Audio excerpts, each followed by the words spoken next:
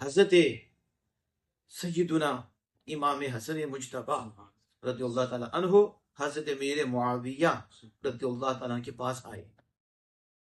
ادھر حضرت امیر معاویہ رضی اللہ تعالیٰ کی غلام تھا، بڑا مالدار تھا. تو اس نے آپ سے کہا کہ مالدار ہوں لیکن اولاد نہیں ہے، تو کوئی چیز تو بتائیں.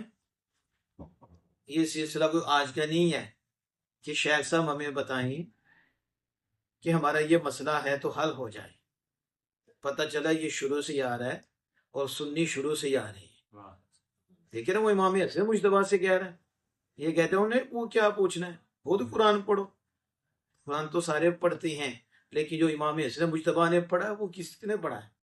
جو امام حسین نے پڑھا وہ کس نے پڑھا ہے؟ جو صحابہ نے پڑھا، جنہیں آمنہ کے لال نے پڑھایا. اب انہوں نے آگے سمجھایا تو آپ نے فرمایا استغفار کرو. اس نے استغفار شروع کیا اور ہر روز اتنا کثرت سے استغفار کیا کہ وہ 700 کی تعداد کو پہنچا. ہر روز 700 مرتبہ استغفار کرتا.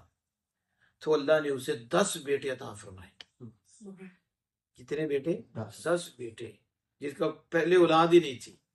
تو حضرت امیر معاویہ رضی اللہ تعالی عنہ نے اسے کہا حضرت امام حسن مجتبی سے پوچھنا کہ آپ نے یہ کہاں سے بتا دیا کہ استغفار کریں تو اللہ پاک بیٹے دیتا، استغفار کریں اللہ پاک اولاد دے دیتا، استغفار سے مشکلیں دور ہو جاتی.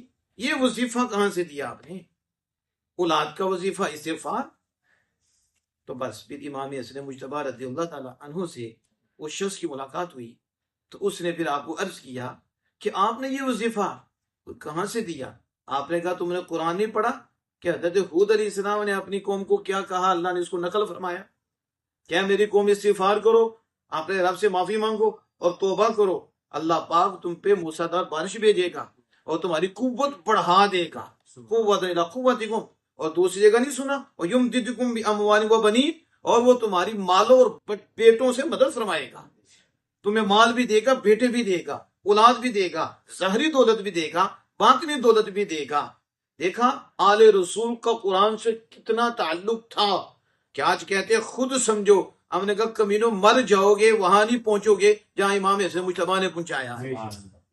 جہاں مرشد پہنچاتے ہیں، کون پہنچاتا ہے؟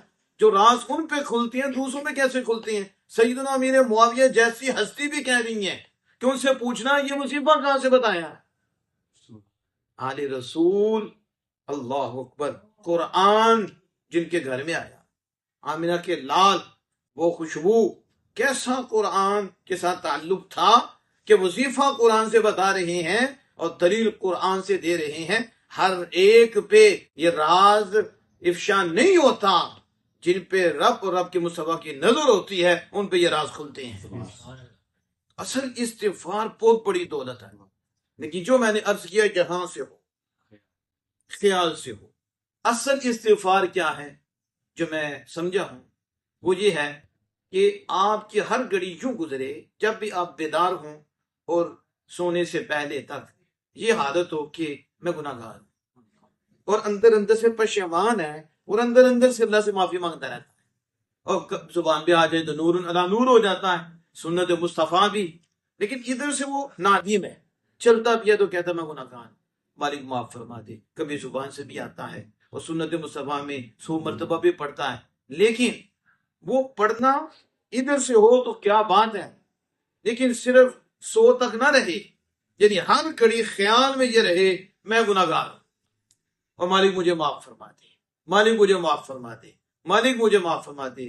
یہ وہ خوش قسمت ہے جس پہ ہر گھڑی اللہ کی نگاہ ہے اور ہر گھڑی اللہ کے قریب ہوتا جاتا ہے، اسے قرب بھی ملتا رہتا ہے کیونکہ تکبر آنا کوئی نہیں. تو استغفار میں حقیقت جو چھپی ہے نا وہ یہی ہے کہ یہ کہہ دے کہ مالک میں کچھ بھی نہیں ہوں.